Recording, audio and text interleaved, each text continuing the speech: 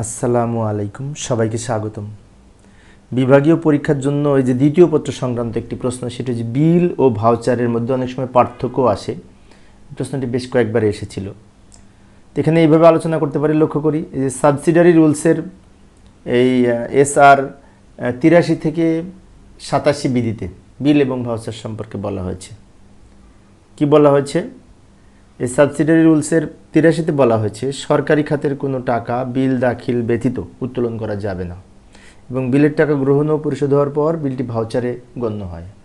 অর্থাৎ বিল হচ্ছে অনেকগুলি কাগজপত্র সম্মিলিত একটা বিল আকারে সাবমিট করা, আর ভাউচার হচ্ছে কোনো কিছু পরিশোধ করার পরে আমরা যে প্রমাণপত্র পাই। যেমন বিল সাবমিট করার পরে যখন টাকা পরিশোধ হয়, তখন পরিশোধ করার পরে যে প্রমাণস্বরূপ এটি ভাউচারে পরিণত হয়। প্রসেসিং নঙে বলা হয়েছে চেকে কোনো প্রকার সংশোধন বা পরিবর্তন করতে হলে অবশ্যই তার সংশ্লিষ্ট আইনবাহী কর্মকর্তার পূর্ণ স্বাক্ষরের মাধ্যমে করা যেতে পারে। চেকে যদি কোনো কিছু পরিবর্তন করতে হয় তাহলে আইনবাহী কর্মকর্তার বা ডিডিওর পূর্ণ স্বাক্ষর লাগবে, তাই বলছে। এবং চেকে যে মাসে ইস্যু করা হবে পরবর্তী 3 মাস পর্যন্ত চেকের বলবৎ থাকবে, মেয়াদ বলবৎ থাকবে। 86 নঙে বলা হয়েছে চেক বাতিলের প্রয়োজন হলে বাতিলের তথ্য কাউন্টার ফয়েলে বিশেষ করে লিখতে হবে, এবং এই চেক ইস্যুকারীর নিকটে তা ধ্বংস করে ফেলতে হবে। অর্থাৎ চেকের যদি পরিবর্তন করতে হয় তাহলে আগের চেকটা ধ্বংস করে ফেলতে হবে, সেই কথা বলছে। যদি হস্তান্তরিত হয়ে থাকে তবে অবিলম্বে ব্যাংক হিসাবে ট্রেজারি অফিসারকে পেমেন্ট বন্ধের জন্য জানাতে হবে, এবং ব্যাংক হতে এই মর্মে সার্টিফিকেট গ্রহণ করতে হবে যে চেকখানা পরিশোধিত হয় নাই এবং ভবিষ্যতে উপস্থিত হলে পরিশোধ করা যাবে না। অর্থাৎ এখানে বলছে কোনো চেক যদি বাতিল করতে হয় তাহলে সেই চেকটা নিয়ে ধ্বংস করে ফেলতে হবে, ঠিক আছে, যার কাছে ইস্যু করেছিলাম তার কাছ থেকে নিয়ে। আর যদি চেকটি হস্তান্তর করে থাকেন, যাকে দিয়েছিলাম সে আরেকজনকে দিয়ে দিছে, তখন কি করতে হবে? এই ট্রেজারি অফিসারকে অবশ্যই এই বন্ধের জন্য জানাতে হবে ব্যাংকে। এই মর্মে ব্যাংক থেকে একটি সার্টিফিকেট গ্রহণ দিবে যে চেকটি পরিশোধিত হয় নাই এবং ভবিষ্যতে উত্থাপিত হলে চেকটি পরিশোধ করবে না, এই মর্মে। এরপরে 87তে বলা হয়েছে ইস্যুকৃত চেক হারানো গেছে এই মর্মে আইন ব্যয়ন কর্মকর্তাকে যদি অবহিত করে তবে চেক এই যে ব্যাংক কর্তৃক চেক ইস্যু করা হয়েছে সেই চেকের অফিসারকে সাথে নিম্নলিখিত সনদপত্র সহ তথ্য প্রেরণ করতে হবে। কি করতে হবে? প্রত্যয়ন করা যাচ্ছে যে চেক নং এত তারিখে আইন ব্যয়ন অফিসার কর্তৃক এর মাধ্যমে যে চেক ইস্যু করা হয়েছিল তা উহা প্রদান করা হয় না, এবং পরবর্তীতে দাখিল করা হলে উহা প্রদান করা হবে না। অর্থাৎ ব্যাংকের কাছ থেকে এটা প্রত্যয়ন নিতে হবে যে আইন ব্যয়ন কর্মকর্তা কর্তৃক যে চেকটি ইস্যু করা হয়েছিল সেই চেকটা পরিশোধিত হবে না, এই মর্মে। পরিশোধকৃত চেকের তালিকা পূর্ণ অনুসন্ধানের পর দেখা যাচ্ছে যে উক্ত চেকটি পরিশোধ হয় নাই, তবে ব্যাংকের অফিসার উক্ত সনদপত্র বিশেষ করে স্বাক্ষর আইন ব্যয়ন অফিসারের কাছে ফেরত পাঠাবেন, ঠিক আছে। এবং যদি চেকটি পরিশোধ না হয় তাহলে পরবর্তীতে ফেরত পাঠাবে, সে কথা বলছে। উক্ত চেকের টাকা যাতে পরিশোধ না হয় সেজন্য যথার্থ সতর্কতা অবলম্বন করবে। যদি বাতিল করে থাকে চেক বা হারানো যায় সেক্ষেত্রে এই সমস্ত সতর্কতাগুলো অবলম্বন করতে হবে।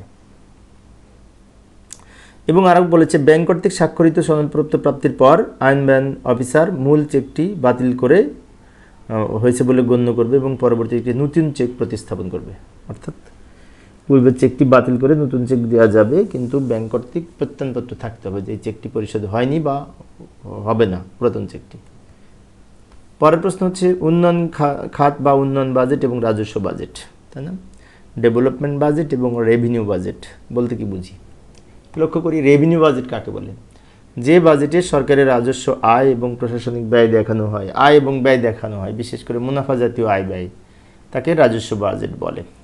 অন্য কথায় বলা যায় সরকারের দৈনন্দিন আয় এবং ব্যয়সমূহ হিসাব নিকাশের জন্য যে বাজেট প্রদর্শন করা হয় তাকে রাজস্ব বাজেট বলা হয়। রাজস্ব বাজেটকে 3টা ভাগে ভাগ করা হয়, যেমন 3 ধরনের তথ্য থাকে: সরকারি কর্মচারীদের বেতন, ভাতা ও সম্মানী, এবং বিবিধ রাজস্ব বাজেটের আয় সরকারের প্রত্যক্ষ পরোক্ষ করের মাধ্যমে যে গৃহীত হয়। যেমন আয়ের মধ্যে রয়েছে, আয়ের খাতগুলো হচ্ছে আয়কর, ভূমি রাজস্ব কর, বিক্রয় কর, প্রমোদ কর, এবং ব্যয়ের বিভিন্ন যে সমস্ত খাতগুলো রয়েছে তার মধ্যে হচ্ছে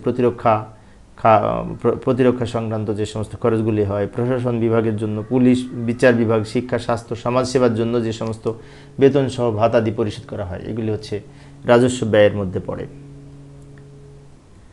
এবার আসি এই এখানে জেনারেল ফাইন্যান্সিয়াল রুলসের পঞ্চম অধ্যায়ে এই বাজেট রাজস্ব বাজেট সম্পর্কে আরও বলা হয়েছে যে রাজস্ব বাজেট সাধারণত বাজেট সুষম ব্যবহারের নিশ্চিত করার জন্য কোনো অবচয় রোধ করতে হবে এবং রাজস্ব বাজেট হচ্ছে সরকারের আয় ব্যয়ের একটি লিখিত রাজস্ব বাজেট হচ্ছে সরকারের আয় ব্যয়ের একটি লিখিত দলিল যা অর্থমন্ত্রী জাতীয় সংসদে পেশ করে থাকেন এবং যাতে আর্থিক বছরের সকল আয় এবং ব্যয় লিপিবদ্ধ করা হয়। আইনসভা কর্তৃক দলিল পাশ হওয়ার পর বা সংসদ কর্তৃক এটি দলিল পাশ হওয়ার পর অর্থ বিল পাশ হওয়ার পর প্রধানমন্ত্রী এবং রাষ্ট্রপতি এটিকে অনুমোদন করবেন। এই রাজস্ব ব্যয় সম্পর্কে রাজস্ব বাজেট সম্পর্কে বলা হয়েছে, তাই না? তাই এটাকে বলা যায় সরকারের দেশের আর্থিক আয় ব্যয়ের হিসাবও বলা হয় বা এই বাজেটের মাধ্যমে অর্থ বছরের অনুমোদিত আয় এবং ব্যয়ের ধারণা নিশ্চিত করা হয় এই রাজস্ব বাজেটের মাধ্যমে। এটা হচ্ছে রাজস্ব বাজেট সংক্রান্ত। এবার আসি উন্নয়ন বাজেট, ডেভেলপমেন্ট বাজেট যাকে বলা হয়। দেশের উন্নয়নমূলক কাজের জন্য যে বাজেট প্রস্তুত করা হয় তাকে উন্নয়ন বাজেট বা মূলধনী বাজেট বলে। এরূপ বাজেটে সাধারণত উন্নয়নমূলক কাজের হিসাব নিকাশ অন্তর্ভুক্ত থাকে, যেমন কৃষি, শিল্প, পরিবহন, যোগাযোগ, শিক্ষা ইত্যাদি উন্নয়নমূলক কাজের জন্য যে বাজেট। সাধারণত সরকারি বাজেটের উদ্বৃত্ত এবং সরকারি অভ্যন্তরীণ অবৈদেশিক সাহায্যের মাধ্যমে বা ঋণের মাধ্যমে মূলধনী বাজেটে এই ডেভেলপমেন্ট বাজেট বা উন্নয়ন বাজেটগুলা বাস্তবায়ন করা হয়ে থাকে। অর্থনৈতিক উন্নয়নের মূলধনী বাজেটের গুরুত্ব অপরিসীম অর্থনৈতিক উন্নয়নের জন্য, তাই না? এবং এই যে বার্ষিক উন্নয়ন কর্মসূচি এডিবি যাকে বলা হয়, এডিবি সরকারের বার্ষিক বাজেটের একটি বড় অংশ এবং এই এডিবির মাধ্যমে সাধারণত এই বিভিন্ন উন্নয়নমূলক প্রকল্পগুলি বাস্তবায়ন করা হয় যাকে উন্নয়ন বাজেটের যেগুলো অন্তর্ভুক্ত। এইভাবে আমরা লিখতে পারি দুটা যদি আসে পার্থক্য আকারে।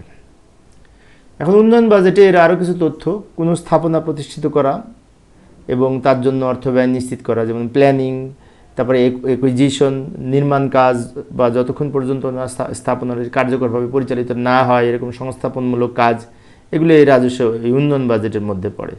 তো এগুলি আমরা এইভাবে লিখতে পারি।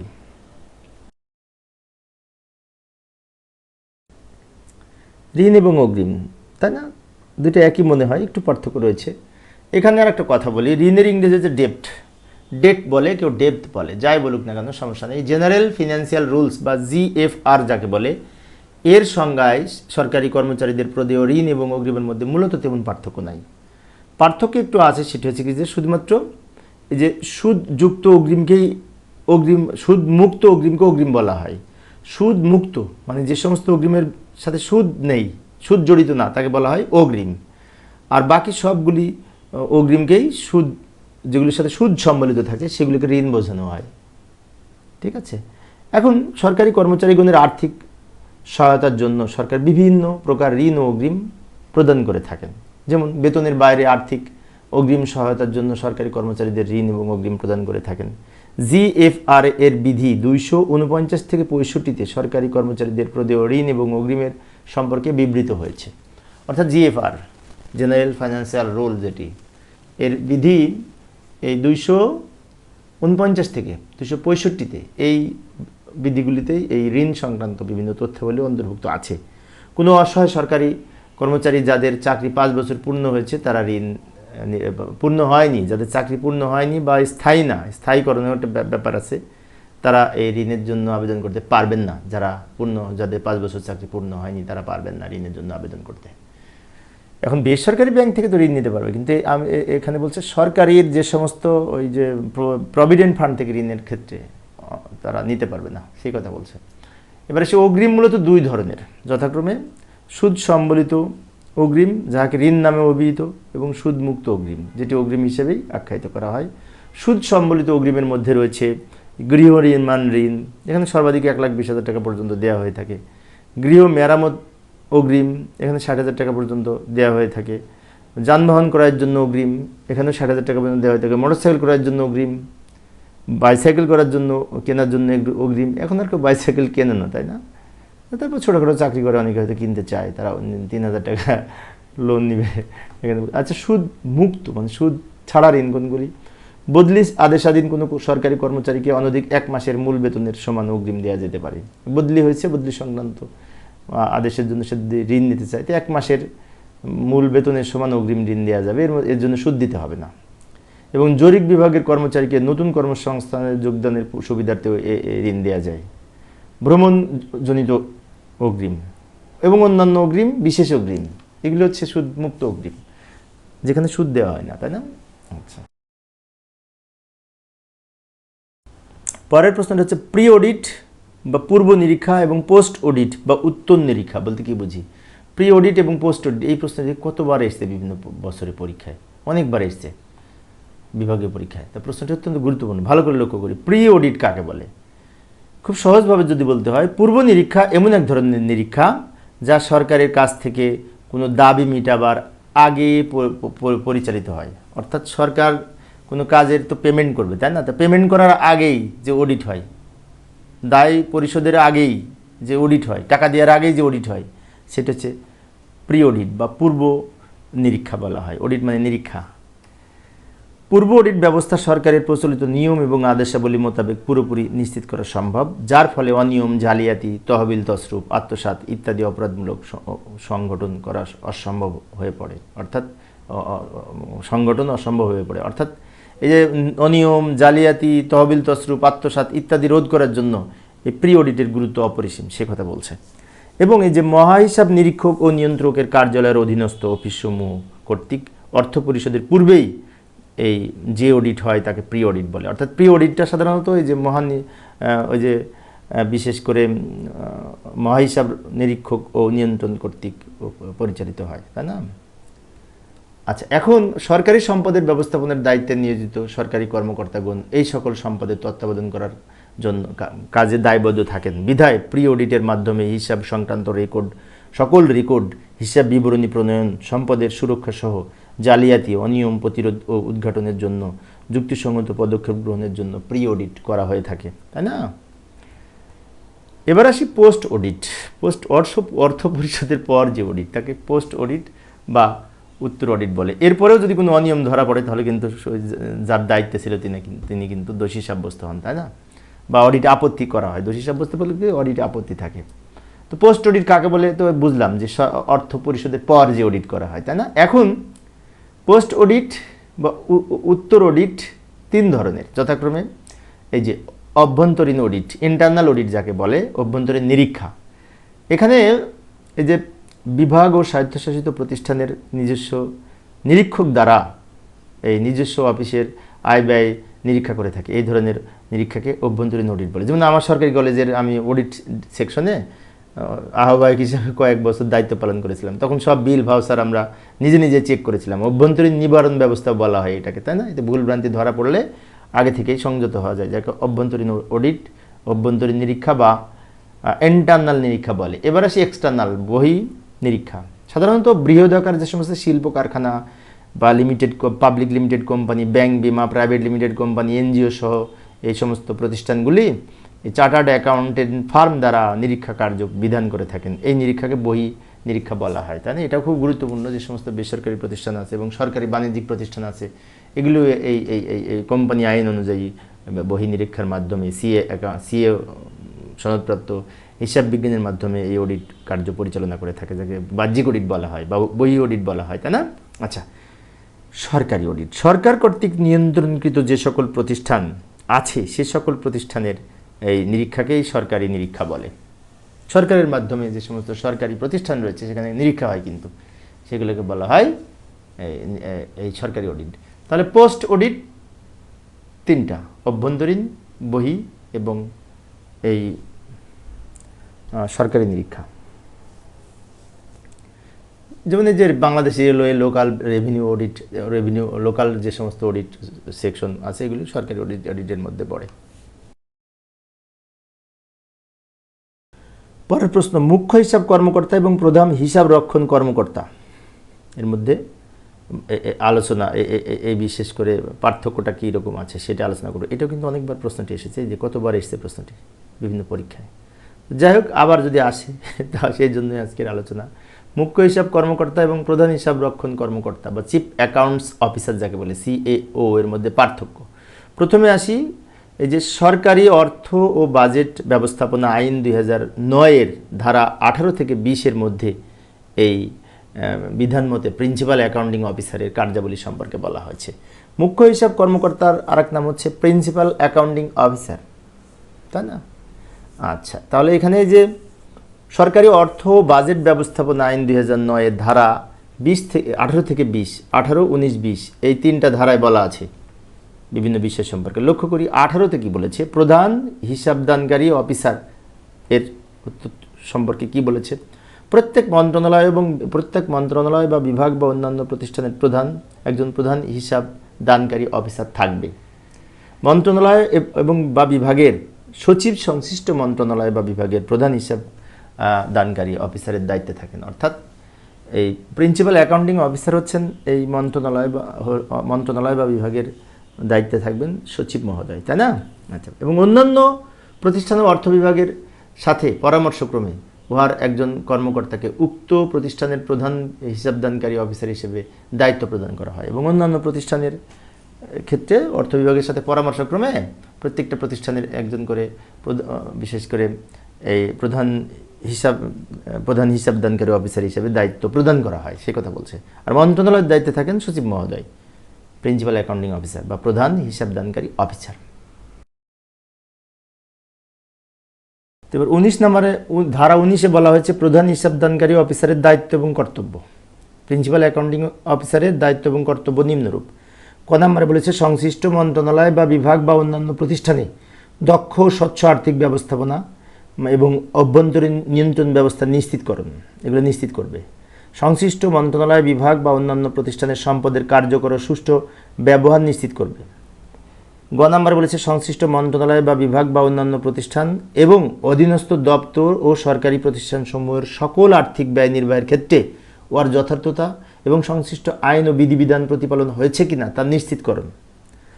ঘ নম্বরে বলেছে সংশ্লিষ্ট মন্ত্রণালয় বিভাগ বা অন্যান্য প্রতিষ্ঠানের বিশেষ করে কর্তৃত্ব আহরণ যোগ্য সকল রাজস্ব সংগ্রহের ক্ষেত্রে এবং অননুমোদিত ও অবচয়মূলক ব্যয়সমূহ প্রতিরোধের লক্ষ্য ব্যবস্থা গ্রহণ করবে। অর্থাৎ অনুমোদিত ছাড়া কোনো ব্যয় করা যাবে না, এদিকে খেয়াল রাখতে হবে। ঞ নম্বরে বলেছে নির্ধারিত পদ্ধতি অনুসরণপূর্বক বাজেট প্রণয়ন করা হয়েছে কিনা এবং সরকারের কৌশলগত উদ্দেশ্য পূরণকল্পে এবং মন্ত্রণালয় বা বিভাগ বা অন্যান্য প্রতিষ্ঠানের নীতি বাস্তবায়নে অগ্রাধিকারের ভিত্তিতে যথাযথ বরাদ্দ হয়েছে কিনা তা নিশ্চিত করবে।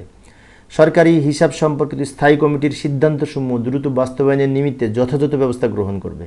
এগুলি হচ্ছে এই 19 নম্বর অনুচ্ছেদে বলা ছিল, এই 19 নম্বর অনুচ্ছেদ না তো 19 নং ধারায়।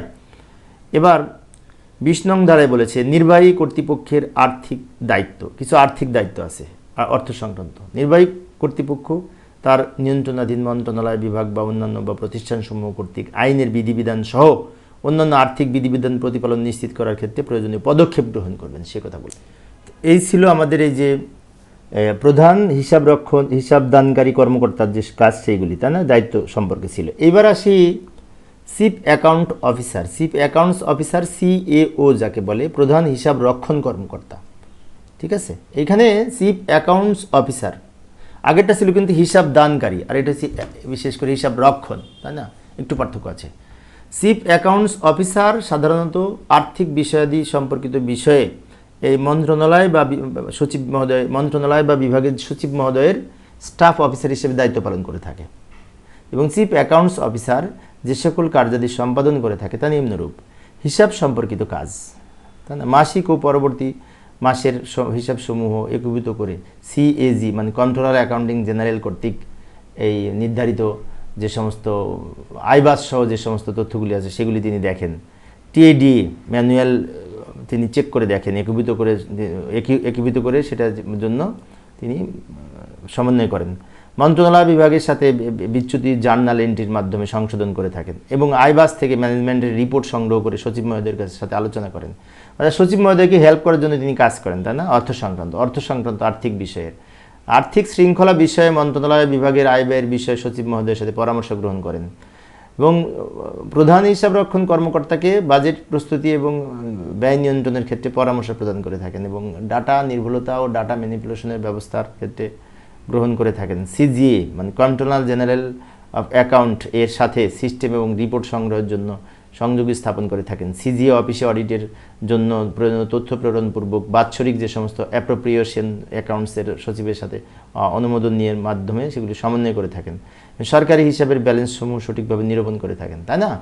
অর্থাৎ এইখানে প্রি অডিট সংক্রান্ত যে সমস্ত কাজ এগুলোও কিন্তু এই বিশেষ করে CAO এর মাধ্যমে সম্পাদিত হয়ে থাকে। যেমন কর্মচারীদের বিভিন্ন দপ্তর এবং এজেন্সির বেতন ভাতা, অন্যান্য পাওনাদি যৌক্তিক এবং সময় পরিশোধের ব্যবস্থা গ্রহণের ক্ষেত্রে গুরুত্বপূর্ণ ভূমিকা পালন করে থাকেন। এছাড়াও আরও কিছু কাজ করে থাকেন, বিশেষ করে CAO, সেটা হচ্ছে প্রশাসনিক সংক্রান্ত কাজ। এখানেও কিছু পয়েন্ট আছে, আমরা বই পড়লে পাবো, এবং অন্যান্য কিছু কাজ করে থাকেন।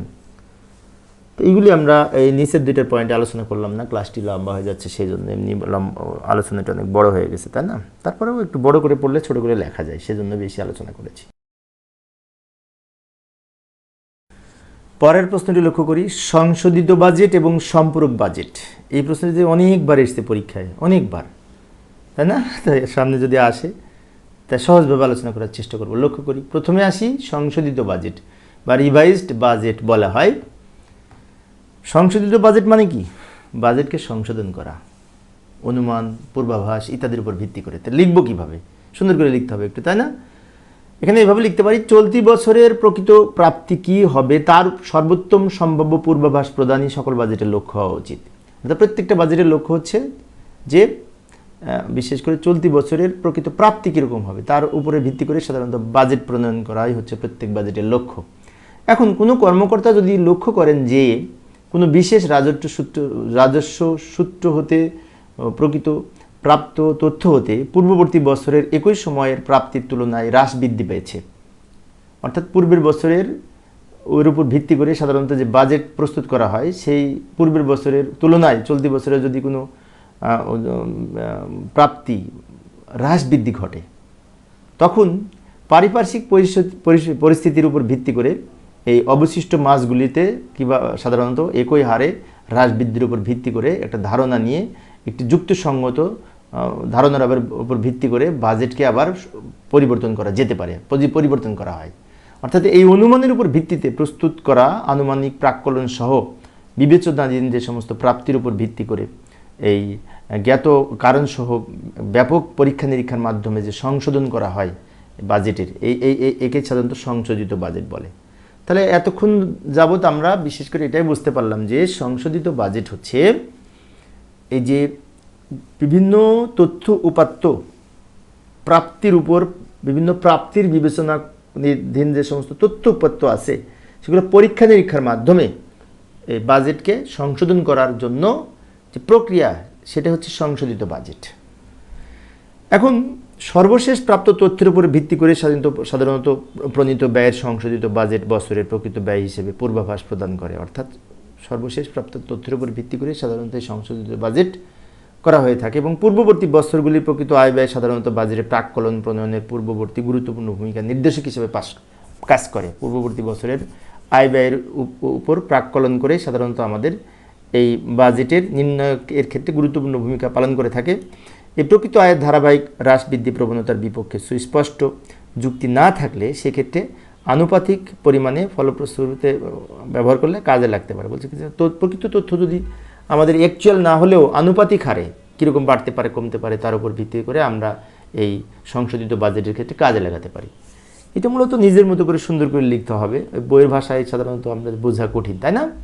এবার আসে সম্পূরক বাজেট, যাকে বলা হয় সাপ্লিমেন্টারি বাজেট। সম্পূরক মানে কি? কোনো কিছু তার কোনো অংশ পূরণ করা বোঝায়।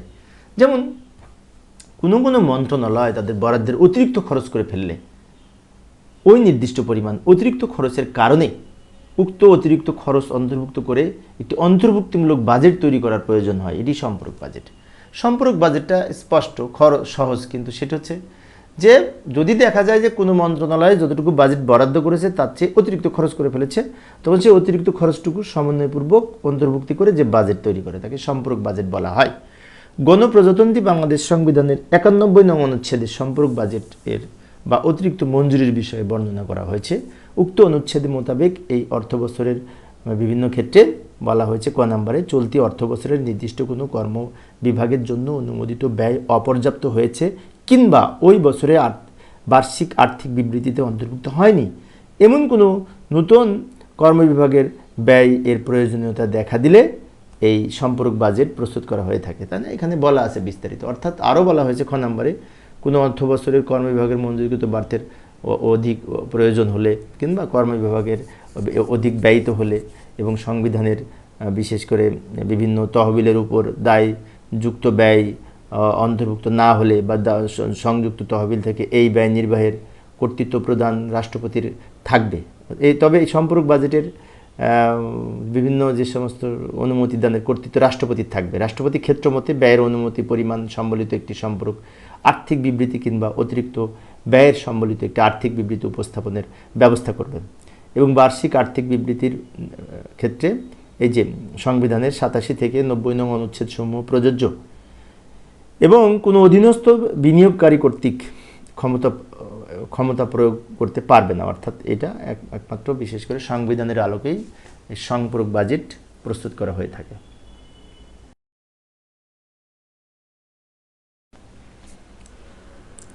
পরের প্রশ্নটি হচ্ছে অগ্রিম অনুচ্ছেদ এবং খসড়া অনুচ্ছেদ, অর্থাৎ এই যে বিভিন্ন আর্থিক অনিয়ম সংক্রান্ত যে অডিটে আপত্তি থাকে সেই ব্যাপারে এই দুটার বিষয় সম্পর্কে আলোচনা করতে হবে, তাই না? প্রথমে আসি অগ্রিম অনুচ্ছেদ কি। এই যে আমি একটু দ্রুত লিখে দিলাম সময় সেভ করার জন্য। অগ্রিম অনুচ্ছেদ হচ্ছে মারাত্মক আর্থিক অনিয়ম সম্পর্কিত অনুচ্ছেদে অডিট সমাপ্তির আগেই সেক্টরে পাঠানোর রীতি রয়েছে এবং ইন্সপেকশন রিপোর্ট ইস্যু করার আগেই এই সমস্ত সংস্থাগুলো বা প্রতিষ্ঠান প্রদানের কাছ থেকে উত্তর প্রাপ্তিকল্পের একটি উত্তর প্রাপ্তির জন্য এই যে তথ্যাবলী বা যে সমস্ত কার্যাবলী, তাই না, এরূপ মারাত্মক অনিয়ম সংক্রান্ত আপত্তিসমূহকে নিরীক্ষার অগ্রিম অনুচ্ছেদ বলা হয়। অর্থাৎ অগ্রিম অনুচ্ছেদ হচ্ছে প্রতিষ্ঠান প্রধানের নিকট থেকে যে প্রতিষ্ঠানের বিরুদ্ধে মারাত্মক অনিয়ম সম্পর্কিত বিশেষ করে অডিট আপত্তি থাকবে, তা অডিট সমাপ্ত করার আগেই এই প্রতিষ্ঠান প্রধানের নিকট থেকে উত্তর চাওয়ার জন্য চিঠি ইস্যু করা হয়। এই ধরনের নিয়মকে সাধারণত এই অগ্রিম অনুচ্ছেদ বলা হয়। এবার আসে খসড়া অনুচ্ছেদ, হচ্ছে অগ্রিম অনুচ্ছেদ সমূহের চূড়ান্ত রূপ, মানে অগ্রিম অনুচ্ছেদ সমূহের যে ফাইনালি রূপ সেটা হচ্ছে খসড়া অনুচ্ছেদ। এবং এইখানে কি বলা হয়েছে, অমীমাংসিত অগ্রিম অনুচ্ছেদ সমূহের পুনরায় পরীক্ষা এবং পর্যালোচনাপূর্বক যাচাই করে গুরুতর আর্থিক অনিয়ম সংক্রান্ত অডিট আপত্তি সমূহকে প্রাথমিক খসড়া অনুচ্ছেদ হিসেবে উন্নীত করার জন্য 4 সপ্তাহের মধ্যে উত্তরদানের অনুরোধ জ্ঞাপন করে এই সংশ্লিষ্ট প্রতিষ্ঠানের বরাবর আদেশ জারি করা হয়।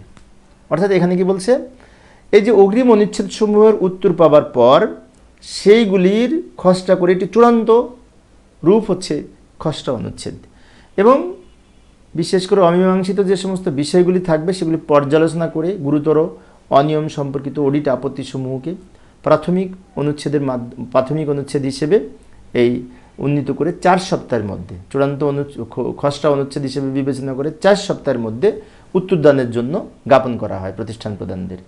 এই ধরনের কার্যক্রমকেই খসড়া অনুচ্ছেদ বলে। আসলে অডিটের ভাষাগুলি একটু কঠিন, তাই না?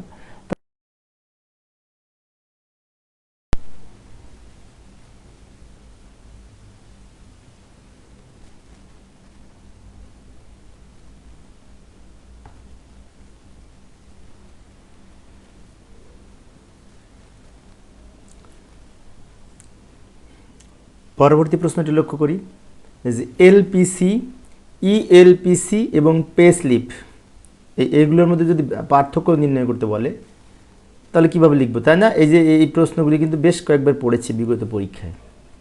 যাই প্রথমে আসি এলপিসি বা যার ইংরেজির ফুল মিনিং হচ্ছে এই যে লাস্ট পে সার্টিফিকেট, শেষ বেতনের প্রত্যয়নপত্র যাকে বলা হয়।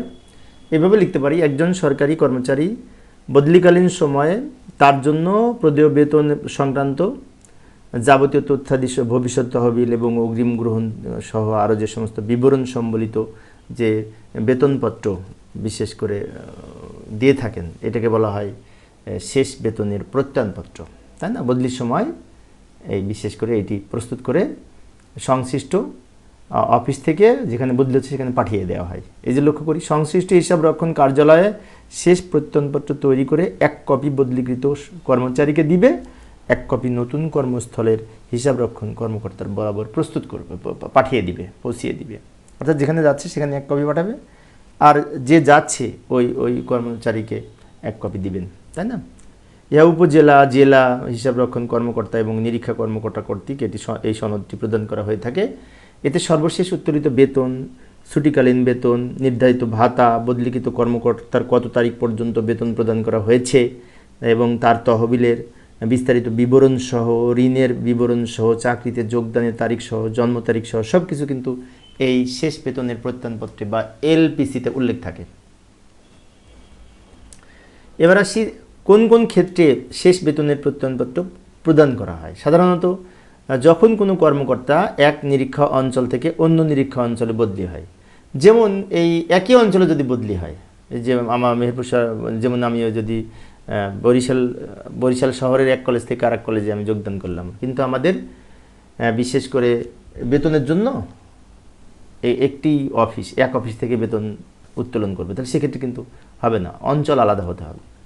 এক নিরীক্ষা অঞ্চলের এক স্থান থেকে অন্য স্থলে বদলি করা হলে, সচরাচর বৈদেশিক চাকরিতে বদলি করা হলে বা অবসর গ্রহণ করার সময় ইএলপিসি, তাই না?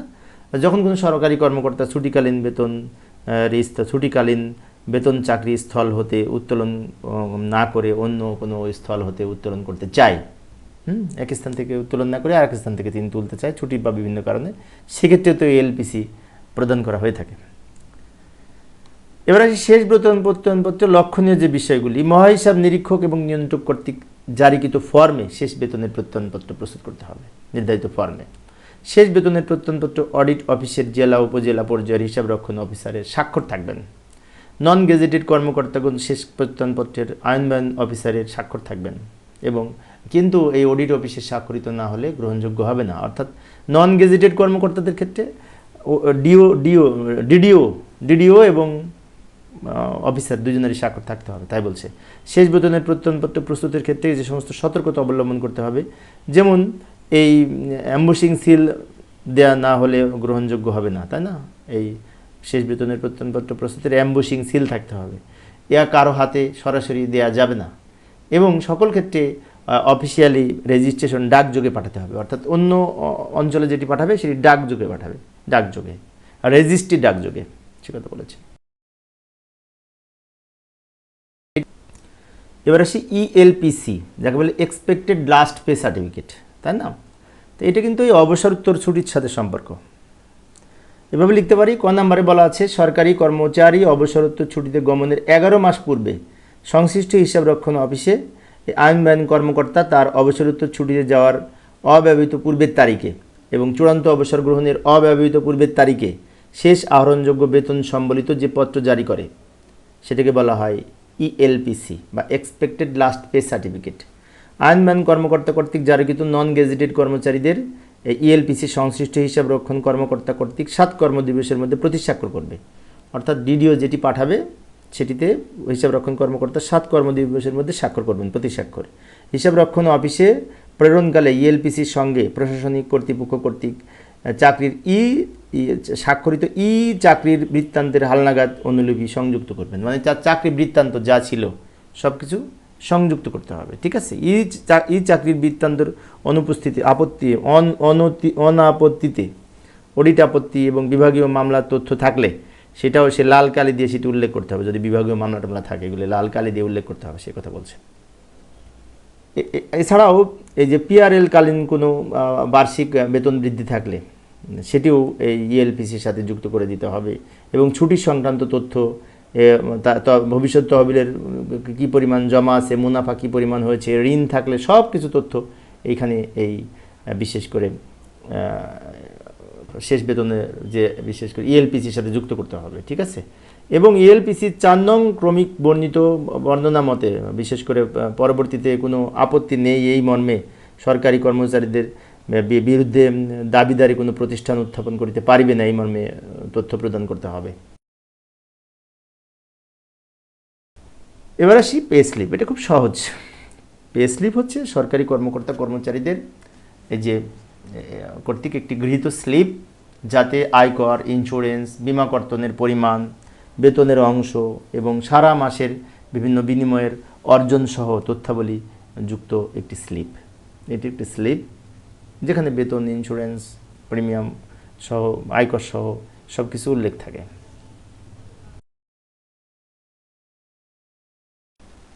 পরবর্তী প্রশ্নটি হচ্ছে দ্বৈত দায়িত্ব এবং চলতি দায়িত্ব। এই প্রশ্নটি অবশ্য অনেকটা সহজ। চলতি দায়িত্ব ইতিপূর্বে ফার্স্ট পার্টে পড়েছি। অতিরিক্ত দায়িত্ব বা দ্বৈত দায়িত্ব বলতে কি বুঝি, এখানে এই যে জনপ্রশাসন মন্ত্রণালয়ের এইখানে একটা আদেশ আছে, স্মারক, এর মাধ্যমে এই অতিরিক্ত দায়িত্ব প্রদান সম্পর্কে বলা হয়েছে।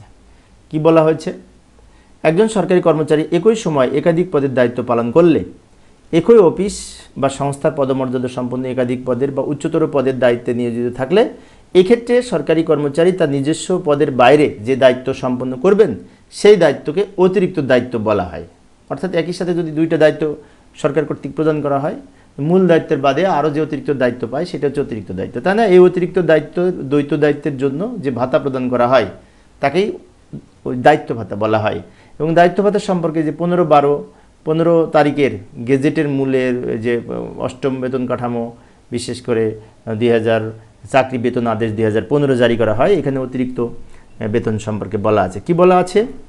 এই যে এই আদেশের 22 নং অনুচ্ছেদ অনুযায়ী অতিরিক্ত দায়িত্ব পালনের জন্য বিশেষ করে এই মূল বেতনের সংশ্লিষ্ট অতিরিক্ত দায়িত্ব পালনকারী মূল বেতনের 10% কার্যকর ভাতা প্রাপ্য হবেন।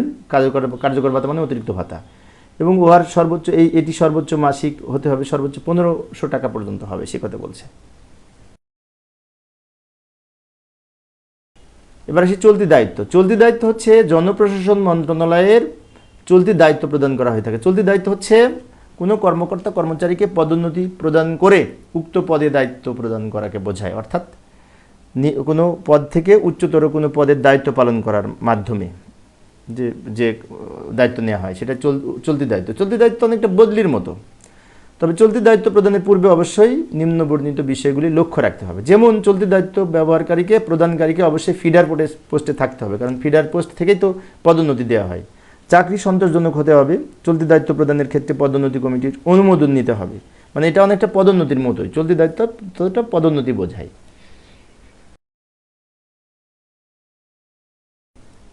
এবার পরের প্রশ্নটি হচ্ছে সরকারি হিসাব এবং বাণিজ্যিক হিসাবের মধ্যে পার্থক্য। সরকারি হিসাবটা হচ্ছে গণপ্রজাতন্ত্রী বাংলাদেশ সংবিধানের 84 নং অনুচ্ছেদে সংযুক্ত তহবিল ও সরকারি হিসাব সম্পর্কে বলা হয়েছে।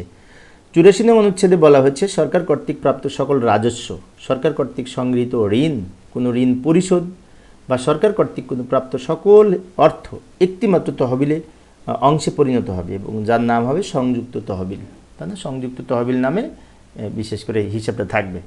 এবং সরকার কর্তৃক সরকারের পক্ষে অন্য কোনো সকল সরকারি অর্থ প্রজাতন্ত্রের সরকারি হিসাবে জমা হবে, এই কথা বলছে, যাকে বলা হবে এই যে বিশেষ করে 84 নং অনুচ্ছেদে 1 এবং 2 বলা হয়েছে। এটা হচ্ছে সরকারি হিসাব, তাই না? আর বাণিজ্যিক হিসাব কি? যৌথ মূলধনী কোম্পানি, অংশীদারি কোম্পানি, ব্যক্তি মালিকানার বিভিন্ন কোম্পানি, বিভিন্ন প্রতিষ্ঠানের দৈনন্দিন হিসাব নিকাশের জন্য যে হিসাব প্রস্তুত করা হয় সেটি বাণিজ্যিক হিসাব। তো বাণিজ্যিক হিসাবটা হচ্ছে বেসরকারি বা ব্যক্তিগত হতে পারে, কিন্তু সরকারি হিসাবটা হচ্ছে সংবিধানের আইন অনুযায়ী 84 নং অনুচ্ছেদে যে উল্লেখ আছে যে হিসাব সম্পর্কে, সে কথা বলেছে। এর পাশাপাশি আমরা আরও নিজেদের মতো করে লিখতে পারি। মূল বিষয়টা আলোচনা করেছি। পরের প্রশ্ন, উন্নয়ন বাজেট এবং পরিচালন বা অনুন্নয়ন বাজেট কাকে বলে? উন্নয়ন বাজেট মানে কি? ডেভেলপমেন্ট বাজেট, তাই না? আর অনুন্নয়ন মানে পরিচালন বাজেট বোঝায়। লক্ষ্য করি, এটাও সহজ প্রশ্ন। উন্নয়ন কাজের জন্য যে বাজেট প্রণয়ন করা হয় তাকে উন্নয়ন বাজেট বলা হয়। যেমন কৃষি, শিল্প, পরিবহন, যোগাযোগ, শিক্ষা, স্বাস্থ্য ইত্যাদির উন্নয়ন কাজের জন্য এই বাজেট বরাদ্দ করা হয়ে থাকে এবং বাজেট প্রণয়ন করা হয়ে থাকে। সরকারি রাজস্ব বাজেটের উদ্বৃত্ত এবং সরকারের অভ্যন্তরীণ ও বৈদেশিক সাহায্যে বা ঋণের মাধ্যমে এই উন্নয়ন কার্যক্রম এই বাজেটের অর্থায়ন করে থাকে এবং অর্থনৈতিক উন্নয়নের জন্য যাবতীয় ভূমিকা এই উন্নয়ন বাজেটের মাধ্যমে সম্পাদিত হয়ে থাকে। বার্ষিক উন্নয়ন কর্মসূচি এডিবি বাস্তবায়নের ক্ষেত্রেও এই উন্নয়ন বাজেট গুরুত্বপূর্ণ ভূমিকা পালন করে থাকে। তা উন্নয়ন বাজেটের এডিবিতে বরাদ্দ অনুযায়ী প্রশাসনিক বিভিন্ন বিভাগের যে সমস্ত প্রকল্পের অর্থায়ন করে থাকে এবং তার মাধ্যমে উন্নয়নমূলক কার্যক্রম সম্পাদিত হয়ে থাকে। তো এগুলো আমরা লিখতে পারি উন্নয়ন বাজেট সম্পর্কে। এবার আসি পরিচালন বাজেট বা রাজস্ব বাজেট, যাকে বলা রেভিনিউ বাজেট, তাই না? আচ্ছা, যে বাজেটে সরকারের রাজস্ব আয় এবং রাজস্ব ব্যয়, অর্থাৎ বিশেষ করে চলতি আয় এবং চলতি ব্যয়সমূহ নির্বাহ করে বা পরিচালন আয় এবং পরিচালন ব্যয়সমূহ দেখানো হয়, তাকে বলা হয় রাজস্ব বাজেট বা রেভিনিউ বাজেট, তাই না? সরকারের মোট আয় এবং মোট ব্যয় হিসাব নিকাশের মাধ্যমে এই বাজেট প্রস্তুত করা হয়। এবং রাজস্ব বাজেটের আয় বলতে প্রত্যক্ষ কর এবং পরোক্ষ করের মাধ্যমে যে সমস্ত সংগৃহীত হয়, যেমন আয় কর, মূল্য সংযোজন কর, শুল্ক কর, ভূমি রাজস্ব কর, বিক্রয় কর, প্রমোদ কর ইত্যাদি, এগুলো হচ্ছে আয় সরকার। আর পক্ষান্তরে রাজস্ব বাজেটের ব্যয়ের মধ্যে রয়েছে জনপ্রশাসন, প্রতিরক্ষা, বিচার, শিক্ষা, চিকিৎসা, স্বাস্থ্য, সমাজসেবা সহ আরও যে সমস্ত খাতের বিভিন্ন পরিচালন সংক্রান্ত ব্যয় হয়, বেতন ভাতা, অন্যান্য যে সমস্ত ব্যয়গুলি হয় সেইগুলি। এছাড়াও আরও আমরা নিজেদের মতো করে লিখতে পারবো। আমি বেসিকটা আলোচনা করেছি।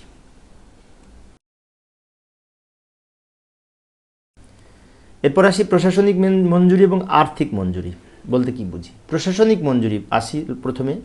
প্রশাসনিক মঞ্জুরি হচ্ছে সরকারি দপ্তরে সম্পদ সংগ্রহ, অনুষ্ঠান আয়োজন, কর্ম সম্পাদন ইত্যাদির জন্য সেই ক্ষেত্রে মন্ত্রণালয় কর্তৃক যে মঞ্জুরি তাকে বলা হয় প্রশাসনিক মঞ্জুরি।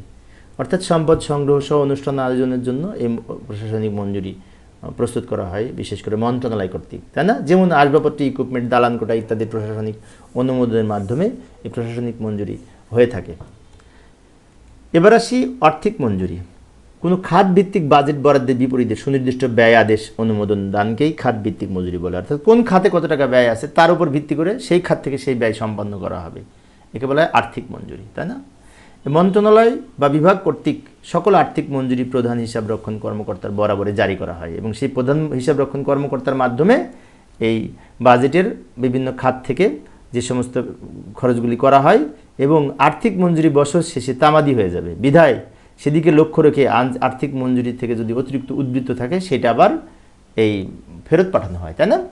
এবং এই যে যাতে বছর শেষ হওয়ার আগেই আর্থিক বরাদ্দ ব্যয় করা হয়ে থাকে সেদিকে খেয়াল রাখতে হয়। অর্থাৎ আর্থিক যে বরাদ্দ থাকে সেখান থেকে খাত থেকে ব্যয় করা হয়, সেগুলো হচ্ছে আর্থিক মঞ্জুরি। আচ্ছা, এছাড়াও বাজেটের অন্তর্ভুক্ত ব্যয়ের বিপরীতে বিভিন্ন আর্থিক বছরের ব্যয় শেষ করতে হয় এবং বছরান্তে অব্যবহৃত ব্যয় সরকারের নিকট আবার সমর্পণ করা হয়, মানে ফেরত দিতে হয়, তাই না? তো এই বেসিকটা আলোচনা করেছি, আরও আমরা নিজেদের মতো করে হয়তো লিখতে পারবো। পরের প্রশ্ন, আর্থিক নিরীক্ষা এবং প্রতিপালন নিরীক্ষা, তাই না? আর্থিক নিরীক্ষা মানে ফিনান্সিয়াল অডিট। তো ফিনান্সিয়াল অডিট হচ্ছে বা আর্থিক নিরীক্ষা হচ্ছে সরকারি সংস্থার আর্থিক লেনদেনসমূহ হিসাব, রিপোর্ট বিশ্লেষণের এবং পদ্ধতিগত পরীক্ষা বা যাচাইয়ের মাধ্যমে যে ন্যায়পরায়ণতা, সঠিকতা নির্ধারণপূর্বক যে অডিট করা হয় সরকারি সংস্থা কর্তৃক তাকে বলা হয় আর্থিক অডিট, তাই না? এবং প্রতিপালন অডিট হচ্ছে কমপ্লেইন অডিট, অর্থাৎ সরকারি অর্থ লেনদেন বা প্রতিপালনের ক্ষেত্রে সরকারি আইন কানুন নীতি সংস্থা কর্তৃক যথাযথভাবে প্রতিফলিত হচ্ছে কিনা তা পরীক্ষা নিরীক্ষার মাধ্যমে মূল্যায়ন করাকে বলা হয় প্রতিপালন নিরীক্ষা। তাহলে প্রতিপালন নিরীক্ষা হচ্ছে কোনো অনিয়ম হচ্ছে কিনা সেটা প্রতিপালন করে দেখা, আর আর্থিক অডিটটা হচ্ছে এই যথার্থ ন্যায়পরায়ণতা, সঠিকতার মাধ্যম নির্ধারণ করা, তাই না? এর পাশাপাশি আরও আমরা নিজেদের মতো করে লিখতে পারি। পরের প্রশ্নটি অনেকবার এসেছে পরীক্ষায়। এই প্রশ্নটি একটু তুলনামূলক অন্যগুলোর চেয়ে একটু কঠিন আছে, কিন্তু আমি সহজভাবে বোঝানোর চেষ্টা করব।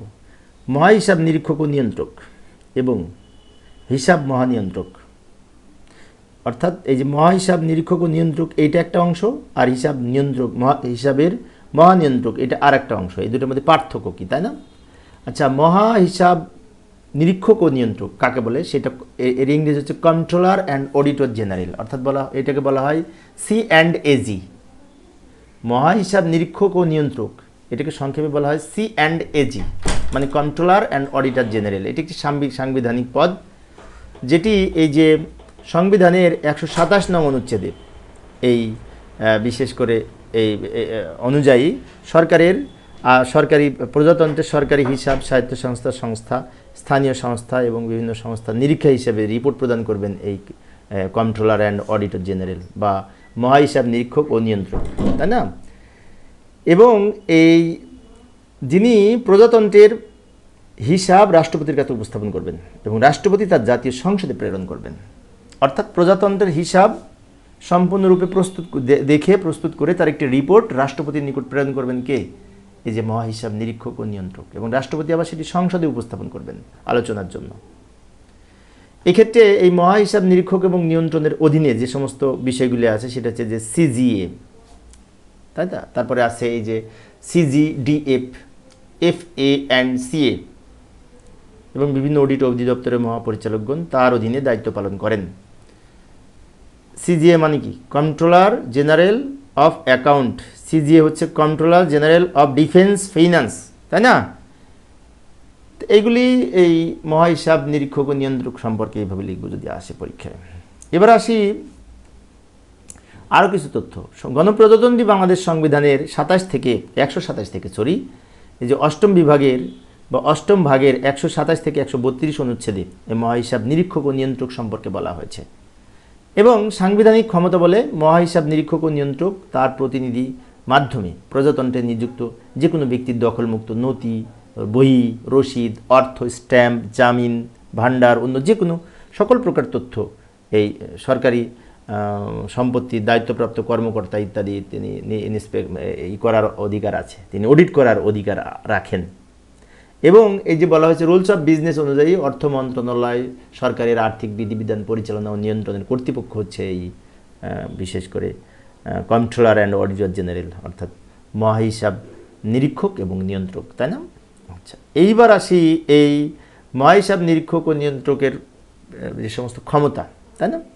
সংবিধান, সরকার কর্তৃক জারিকৃত প্রণীত আর্থিক বিধানাবলী, তারপর বিভিন্ন প্রতিষ্ঠান কর্তৃক নির্দেশনা ও ব্যাখ্যা কর্মপদ্ধতি এবং দেশের প্রচলিত আইন অনুযায়ী এই বিশেষ করে আর্থিক বিভিন্ন হিসাব প্রণয়ন, ঠিক আছে, আর্থিক হিসাব প্রণয়ন, সংবিধিবদ্ধ সরকারি হিসাব নিরীক্ষা, বাণিজ্যিক হিসাব প্রস্তুতকরণ সহ সরকারি আর্থিক বিবরণী, বিভিন্ন অফিসের পরিদর্শনের দায়িত্ব এবং সরকারের কাছে তথ্য প্রদানের দায়িত্ব, বিধিবিধানের ক্ষমতা এই মহাহিসাব নিরীক্ষক ও নিয়ন্ত্রকের আছে।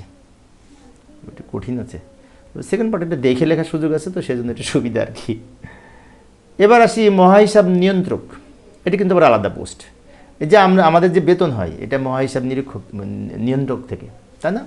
এটাকে বলা হয় মহাহিসাব নিয়ন্ত্রক, এর ইংরেজি হচ্ছে কন্ট্রোলার জেনারেল অফ অ্যাকাউন্টস, সংক্ষেপে বলি সিজিএ, তাই না? আর আমরা বলা হয় এজি অফিস, অ্যাকাউন্ট জেনারেল, তাই না? AG office.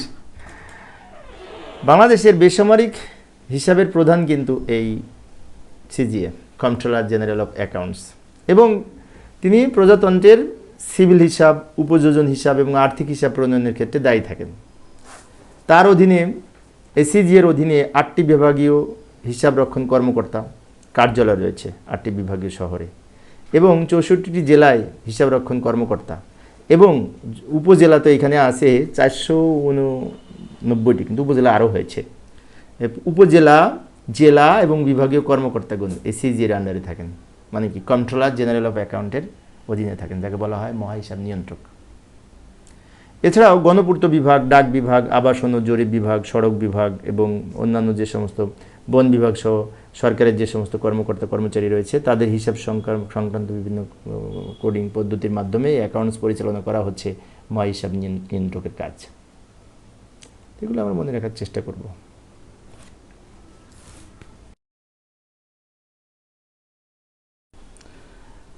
পরের প্রশ্নটি লক্ষ্য করি, এখানে বলেছে একক দরপত্র এবং সীমিত দরপত্র। প্রশ্নটি দুইবার এসেছিল বিগত পরীক্ষায়। তো এইখানে একক দরপত্র কাকে বলে লক্ষ্য করি। কোনো প্রোপাইটারি আইটেম বা উৎপাদক বা কোনো সরবরাহকারী প্রতিষ্ঠান যদি একটি মাত্র হয়, তাহলে পাবলিক প্রকিউরমেন্ট অ্যাক্ট 2006 এবং পাবলিক প্রকিউরমেন্ট বিধিমালা 2008 অনুযায়ী যে দরপত্র গ্রহণ করা হয় তাকে একক দরপত্র বলা হয়। অর্থাৎ যখন কোনো সরবরাহকারী একজন হবেন তখন যে দরপত্র গ্রহণ করা হয় তাকে বলা হয় যে পিপিএ এবং পিপিআর অনুযায়ী, পিপিএ হচ্ছে 2006 আর পিপিআর হচ্ছে 2008 অনুযায়ী এই যে দরপত্র একক দরপত্র বলে তাকে। একজন যদি সরবরাহকারী হয়, একটি মাত্র প্রতিষ্ঠান।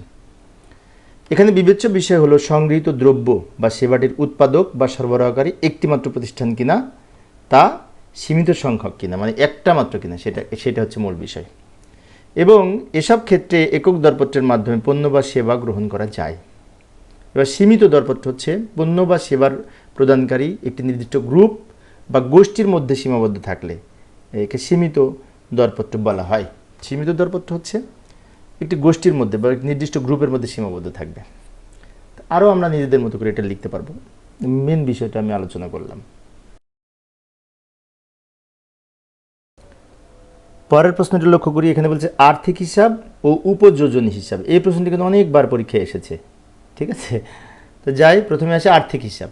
আর্থিক হিসাব হচ্ছে সরকার প্রণীত account code, general financial rules, treasury rules, delegation of financial power, তারপর unit of major and minor head of accounts সহ অন্যান্য গুরুত্বপূর্ণ বিধিবিধানের আলোকে সরকারের হিসাব ব্যবস্থা পরিচালিত হয়। অর্থাৎ আর্থিক হিসাব হচ্ছে এই যে সরকার কর্তৃক প্রণীত যে সমস্ত অ্যাকাউন্ট কোড আছে, তারপর general financial rules, treasury rules সহ আরও সরকারের যে সমস্ত বিধিবিধান আছে, এর আলোকে যে সমস্ত হিসাব পরিচালিত হয় সেগুলো হচ্ছে আর্থিক হিসাব। এবং সরকারি হিসাব সংরক্ষণের কোনো বিভাগের এটা কিন্তু একক দায়িত্ব নয়। আর্থিক হিসাবটা সামগ্রিক, মানে কি বিভিন্ন সংস্থা কর্তৃক এটি পরিচালিত হয় এবং সংশ্লিষ্ট বিভাগ ও বিভিন্ন হিসাব রক্ষণ অফিস যৌথভাবে এই সরকারের পক্ষে এই ধরনের আর্থিক হিসাব পরিচালনা করে থাকেন। এক্ষেত্রে সংবিধানের গণপ্রজাতন্ত্রী বাংলাদেশের সংবিধানের 127 থেকে 132 নং অনুচ্ছেদের যে মহাহিসাব নিরীক্ষক ও নিয়ন্ত্রকের যে বিশেষ করে এছাড়াও 1974 সাল মোতাবেক মহাহিসাব নিরীক্ষক ও নিয়ন্ত্রকের প্রজাতন্ত্রের সকল হিসাব রক্ষণ বিশেষ করে হিসাব নিরীক্ষাগণে এই দায়িত্ব প্রদান করা হয় এই হিসাবের উপর। আর হিসাব অর্থাৎ আর্থিক হিসাবটা মূলত এই যে সংবিধানের আলোকে মহাহিসাব নিরীক্ষক ও নিয়ন্ত্রক সহ আরও বিভিন্ন বিশেষ করে হিসাবের সংশ্লিষ্ট সরকারি দপ্তরের উপর এটি ন্যস্ত থাকে। তো এইখানে এই যে উক্ত ক্ষমতা বলে সাধারণত C&AG মানে কন্ট্রোলার অ্যান্ড অডিটর জেনারেল প্রাপ্ত হিসাবের ভিত্তিতে উপযোজন হিসাব এবং আর্থিক হিসাব সংরক্ষণের প্রণয়ন করে থাকেন। এর পাশাপাশি হিসাব নিরীক্ষার ফলাফল অডিট রিপোর্ট আকারে প্রকাশ করেন, যা সংসদে রাষ্ট্রপতির মাধ্যমে দাখিল করা হয়, তাই না? আচ্ছা, এখন সংশ্লিষ্ট বিভাগের বাজেট বরাদ্দের বিপরীতে যে ব্যয় হয় তার আলোকে অতিরিক্ত উদ্বৃত্তের বিপরীতে ব্যাখ্যা সম্বলিত আর্থিক প্রণয়ন করা হয়। উক্ত হিসাব সাধারণত একটি রিপোর্ট প্রদান করা হয়। এই রিপোর্টটা C&AG কর্তৃক রাষ্ট্রপতির কাছে প্রেরণ করা হয়, রাষ্ট্রপতি আবার সেটি এই সংসদে দাখিল করে, তাই না?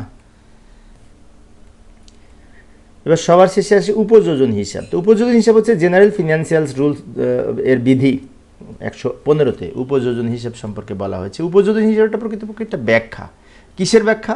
যেখানে বলা হচ্ছে বরাদ্দ ব্যয়ের পার্থক্যকরণের বিষয়ে বা পার্থক্য কারণের বিষয়ে বিভাগীয় প্রধানদের মাধ্যমে প্রধান হিসাব রক্ষণ অফিসারের কাছে পেশকৃত ব্যাখ্যার উপর একটি উপযোজন মাত্র, ঠিক আছে? যেমন সুতরাং উপযোজন বিভাগীয় প্রধানদের মাধ্যমে বরাদ্দ ব্যয়ের পার্থক্য কর্তৃক বা পার্থক্য সম্পর্কিত প্রেষকৃত ব্যাখ্যা, যা শুদ্ধ এবং পরিপূর্ণ হতে হবে, অশুদ্ধ বা অপর্যাপ্ত বা অস্পষ্ট কিছু থাকবে না। এটাকে উপযোজনটা হচ্ছে মূলত ব্যাখ্যা। কিসের ব্যাখ্যা? বরাদ্দ এবং ব্যয়ের পার্থক্যর বিভিন্ন যে সমস্ত কারণ, ওই কারণের ব্যাখ্যা। তো প্রিয় সুধীবৃন্দ, এই ছিল আজকের আলোচনা। অনেক লম্বা আলোচনা, যেন অনেক কিছু আলোচনা করেছি।